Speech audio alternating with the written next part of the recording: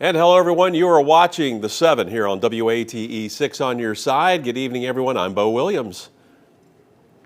Right now we do want to take a moment and get you up to date on what's happening. Topping our list for you tonight, Knoxville City Council meeting right now, and on the agenda, the future of an alternate response program in Knoxville. Now this would create an unarmed community response team in Knoxville to respond to 911 calls related to homelessness, behavioral health crises, and other situations. City Council member Amelia Parker has brought a resolution before Council to acknowledge and implement the work done by the Alternative Response Task Force, who were formed in 2024 to develop a plan on how to implement a team like this in the city of Knoxville. Now, the task force report was finalized in late 2025 and recommend the city to create a community responder program in phases, with phase 1 being a pilot program within the city. Parker says it could take some of the burden off police officers responding to these calls and bring people in crisis more immediate care. Having a non-police response, especially in mental health crises, can really help provide the services that will help stabilize that individual and move them towards the services that will address the issues that they're experiencing. For this plan is $450,000 to get it off the ground, and an additional $780,000 to $1 million for the first full year of operation, depending on how many people are staffed. Next on the 7, state lawmakers unable to block a project that's been the source of really some big debate. A bill that would have prevented a landfill in Scott County has now failed in the state legislature. The bill would have designated part of the Big South Fork River as a scenic river, which would have stopped a landfill from being built in the area. Now, the bill had unanimously passed the Senate earlier in March, but it failed 7-7 in a House committee today, with 2 lawmakers voting present instead of yes or no. Now, a company called Transrail Waste Services wants to build a landfill referred to as Roberta 2, despite some people in the area fighting against the development. Now, this includes the Scott County Solid Waste Board, which sent a letter opposing it.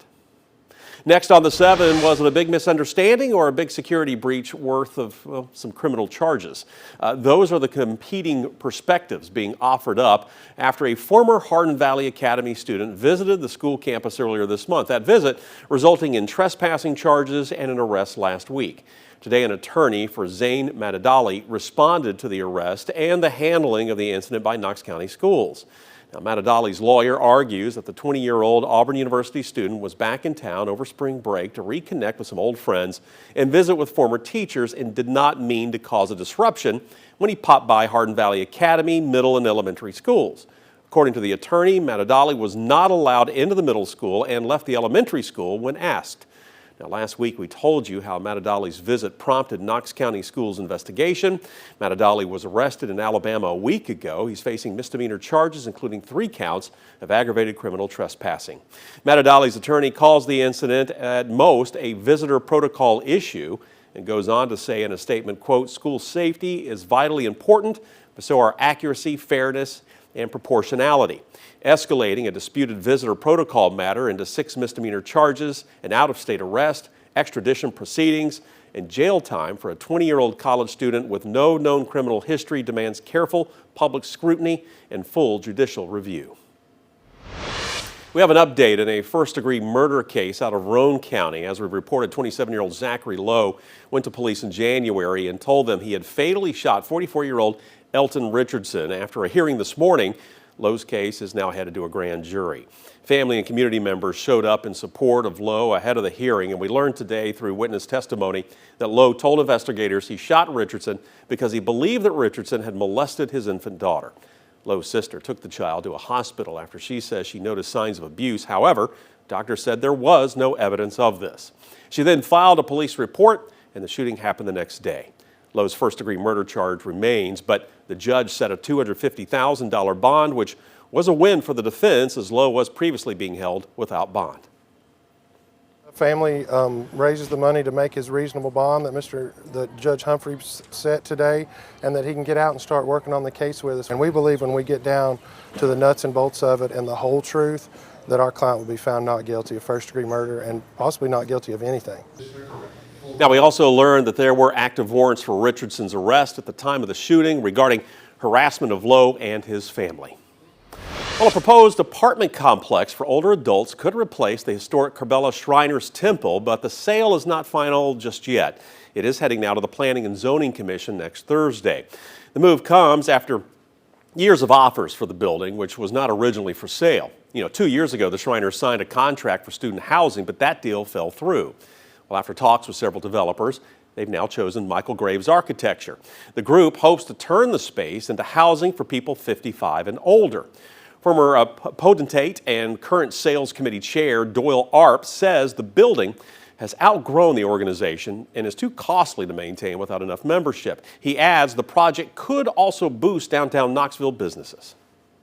It brings solid dollars to town, and with 55 plus living there, and they're going to walk and trade, go to the theaters, walk Gay Street. We just think it's a real good fit for the community. Arp goes on to say the group is hoping to find a new building if the sale goes through, and that some of the plans include an elevator down to the Gay Street Bridge, as well as bringing back the historic JFG sign. Of course, we're going to hear more on this potential development and community members' thoughts coming up for you on WATE. Celebrating 40 years and looking ahead to the future, this is what happened at the East Tennessee Foundation Stakeholders Summit this morning. The East Tennessee Foundation has supported communities across the region through charitable funds over those past 4 decades, and the foundation's president and CEO said there is more work to do. We're going to build on those first 40 years so that we continue to raise the bar, we continue to have high expectations and transparent accountability so that those who come after us will be helped and benefited from the efforts that we're taking today. Over the years, the East Tennessee Foundation has provided hope through various projects ranging from the state's first safe haven baby box to helping with recovery efforts from Hurricane Helene. We're your local election headquarters, and tonight we are checking in with Knox County's mayoral candidates to get their takes on some local issues. All the candidates gathered at a forum last night. Our team was there as well, and we asked them what they think the major problems are that Knox County is facing, and this is what they had to say. Something that Knox County, we're a little bit behind on addressing our infrastructure and also balancing growth. And so that has been my focus while I'm on commission, is focusing on those things that impact people and their daily lives, like our roads, like schools, like emergency services. Well, our budget's grown that much mostly because our school budget has grown from $250 million to $700 million. And while I believe in investment in education, that's 2/3 of our budget. When you look at Knox County, we've grown 33% in the last 25 years, but our budget's only grown about 20% to keep up with that growth. I'm talking a lot about affordability when it comes to housing, making sure that we have enough options for housing, enough price points that working people can live here. And that'll ultimately solve a lot of the other problems. It'll help solve a lot of the problems that we have when it comes to the looming debt crisis that we have. One of my priorities is making sure that we keep taxes low.